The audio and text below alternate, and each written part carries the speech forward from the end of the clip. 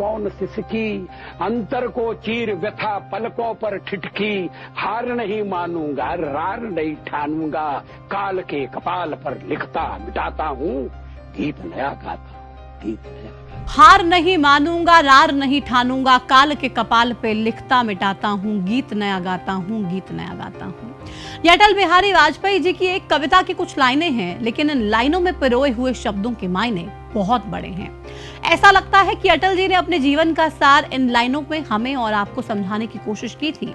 उनका जीवन वाकई में अटल रहा है। कहते हैं कि अटल बिहारी वाजपेयी अगर राजनेता नहीं होते तो वो पत्रकार होते। नमस्कार, मैं हूं आपके साथ प्रतिमा दत्ता।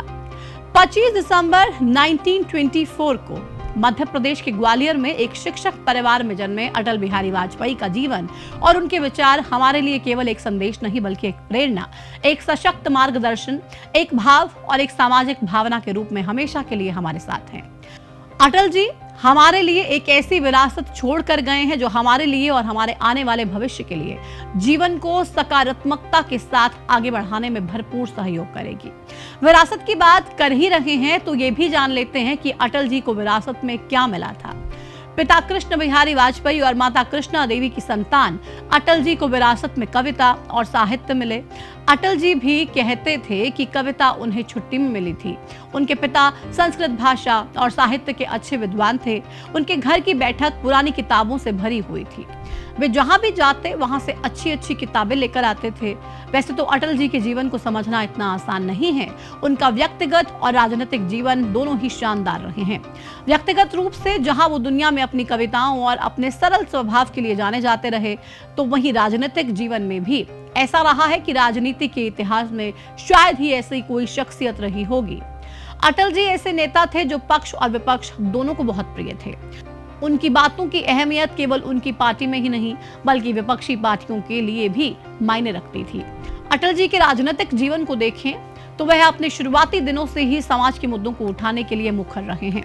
उनकी सक्रियता ग्वालियर में आर्य समाज आंदोलन की युवा शाखा आर्य कुमार सभा से शुरू हुई।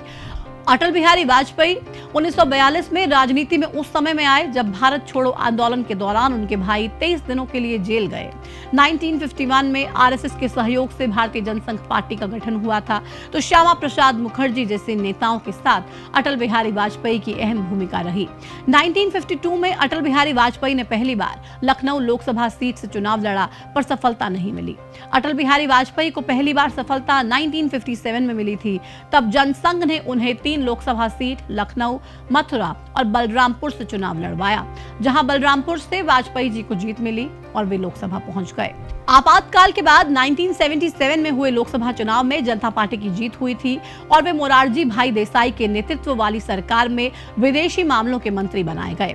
विदेश मंत्री बनने के बाद वाजपेयी जी पहले ऐसे नेता थे जिन्होंने संयुक्त राष्ट्र महासभा को हिंदी भाषा में संबोधित किया। अध्यक्ष महोदय, वसुधैव कुटुंबकम की परिकल्पना बहुत पुरानी है।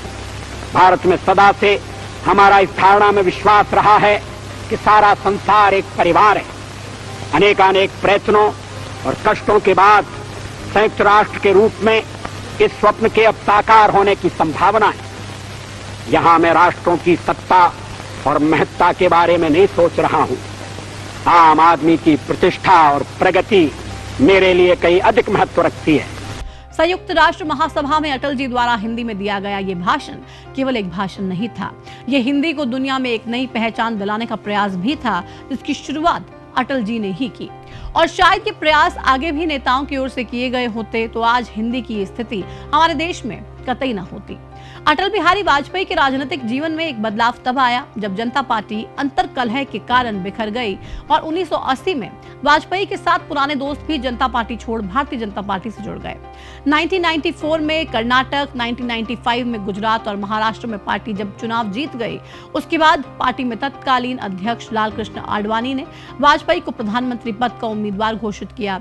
वाजपेयी जी 1996 से लेकर 2004 तक 3 बार प्रधानमंत्री बने। भारतीय राजनीति में अटल जी का जीवन बेहद सराहनीय इसलिए माना जाता है क्योंकि वे ऐसे नेता थे जो पक्ष और विपक्ष दोनों से बराबर का तालमेल रखते थे। जहां आज राजनीति में मतभेद के साथ मनभेद भी बढ़ गए हैं, वहीं अटल जी विपक्ष को साथ लेकर चलने वाले नेता थे। उन्होंने जहां अपनी पार्टी का जितना पक्ष जनता के सामने रखा, तो वहीं विपक्ष के सवालों को भी तवज्जो दी। वाजपेयी जी ने हमेशा से ही देश और देश के लोकतंत्र को राजनीति से ऊपर माना और ये उन्होंने अपने जीवन के हर मोड़ पर साबित भी किया। संसद में अटल ने अपने भाषण में कहा था कि ये सरकारें आती जाती रहेंगी, लेकिन ये देश और इस देश का लोकतंत्र रहना चाहिए। अटल जी का ये वो संदेश था जो असल मायने में राजनीति की सही दिशा को प्रशस्त करता है। और अगर वर्तमान में राजनीतिक पार्टियां इसी भावना के साथ राजनीति में आए तो शायद देश की तस्वीर हमेशा के लिए ही बदल सकती है। सत्ता का खेल तो चलेगा, सरकारें आएंगी जाएंगी, पार्टियां बनेगी बिगड़ेंगी, मगर ये देश रहना चाहिए, इस देश का लोकतंत्र अमर रहना चाहिए। अब भारतीय राजनीति के भीष्म पितामह अटल जी की कुछ दिलचस्प बातों पर नजर डालते हैं। अटल जी से जुड़ी कुछ दिलचस्प बातें। अटल जी को एक साथ 4 अलग अलग राज्यों से निर्वाचित किया गया था। अटल जी ने बतौर पत्रकार कई समाचार पत्रों के संपादन के लिए काम किया। अटल जी बेहद शांत स्वभाव के थे, उन्हें गुस्से में शायद ही किसी ने देखा होगा।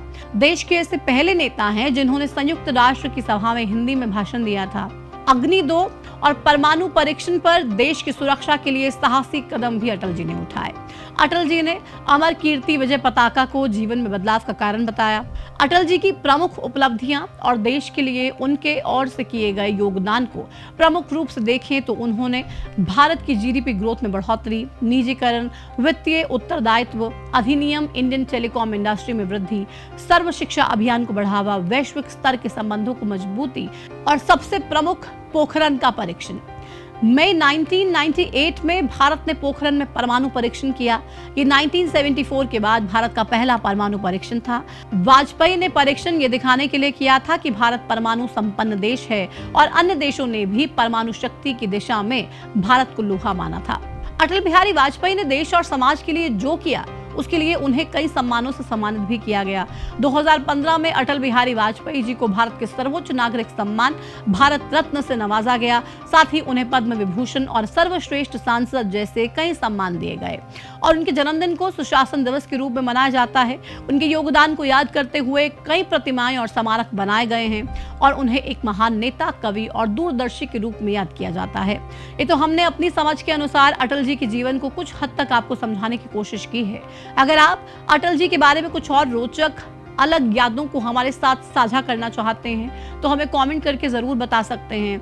अंत में हम यही कहेंगे कि राजनीति के इस दलदल में तुम सा कोई नहीं, तुम सा सशक्त, तुम सा गंभीर, तुम सा कोई अटल नहीं। कौन सिसकी अंतर को चीर व्यथा पलकों पर ठिठकी, हार नहीं मानूंगा रार नहीं ठानूंगा, काल के कपाल पर लिखता मिटाता हूँ, गीत नया गाता, गीत नया।